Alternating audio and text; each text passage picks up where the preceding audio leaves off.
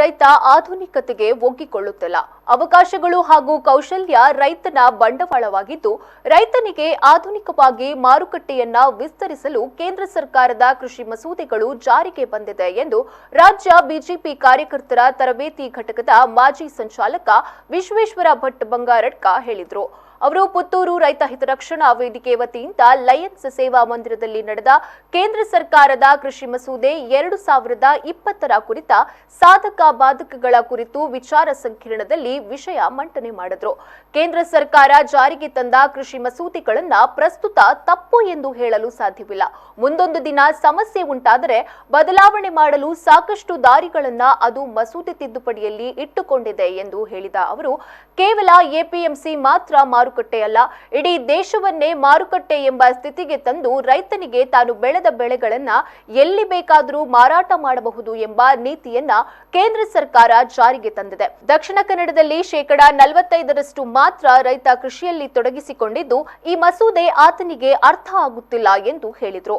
ಇವತ್ತು ಕೂಡ ಸುಮಾರು 45% ಜನ ನಮ್ಮ ರೈತರು ಕೃಷಿಯಲ್ಲೇ ಅವಲಂಬಿತರಾಗಿದ್ದಾರೆ. 50% ಜಾಸ್ತಿ ಜನ ಗ್ರಾಮಾಂತರ ಪ್ರದೇಶದಲ್ಲಿದ್ದಾರೆ. ಅರೌಂಡ್ 40 to 45% ಜನ ಈಗಲೂ ಫಾರ್ಮ್ ಇನ್ಕಮಿನ ಮೇಲೆ ಡಿಪೆಂಡ್ ಆಗಿದ್ದಾರೆ. ನಿಮಗೆ ಯಾವ ರೀತಿ ನಾವು ಶ್ರಿಂಕ್ ಆಗಿದ್ದೇವೆ ಅಂತ ಹೇಳಿದರೆ, ಮತ್ತೆ ಇದು ನಿಮಗೆ ಅರ್ಥ ಆಗೋದಿಲ್ಲ ಅಂತ ಹೇಳೋದು ನನಗೆ ದುರಂತ. ಯಾಕೆಂದ್ರೆ ನಾನು ನಿಮ್ಮನ್ನು ದೂಷಣೆ ಮಾಡ್ತಾ ಇಲ್ಲ. ರೈತರಾಗಿ ಯಾಕೆ ಅರ್ಥ ಆಗ್ತಿಲ್ಲ ಅಂತ ಹೇಳಿದ್ರೆ, ದಕ್ಷಿಣ ಕನ್ನಡದ ರೈತರಿಗೆ ಈ ಸಮಸ್ಯೆ ಗೊತ್ತಿಲ್ಲ. ದಕ್ಷಿಣ ಕನ್ನಡದ ರೈತರಿಗೆ ಆರ್ಥಿಕವಾಗಿ ಇದನ್ನು ಹೇಳಿದರೆ, ನಮ್ಮ ಭಾರತೀಯಲ್ಲಿ ಹೇಳಿದ್ರೆ ನಮಗೆ ಬೈತಾರೆ. ಇದು ಪಕ್ಕಡೆ ದಾಯ್ತವಂತ ಪಡೆದು ನಂಗೆ ಟ್ಯಾಕ್ಸ್ ವಿನಿ ಪಾಡುವೇರಿ ಅಂತೆಲ್ಲ ಬೈಯೋರಿದ್ದಾರೆ. ಅವರಿಗೆ ಅರ್ಥ ಆಗೋದಿಲ್ಲ.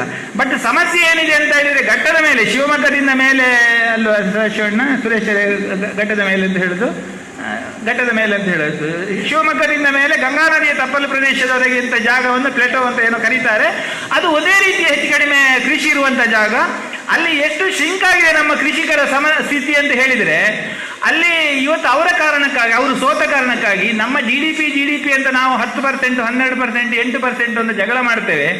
ಅದರಲ್ಲಿ ಸುಮಾರು 35% ಪಾಲನ್ನು ಕೊಡ್ತಿದ್ದ ಫಾರ್ಮಿಂಗ್ ಕಮ್ಯುನಿಟಿ ಇವತ್ತು ಕೇವಲ 15% ಮಾತ್ರ ಕೊಡ್ತಾ ಇದ್ದಾರೆ.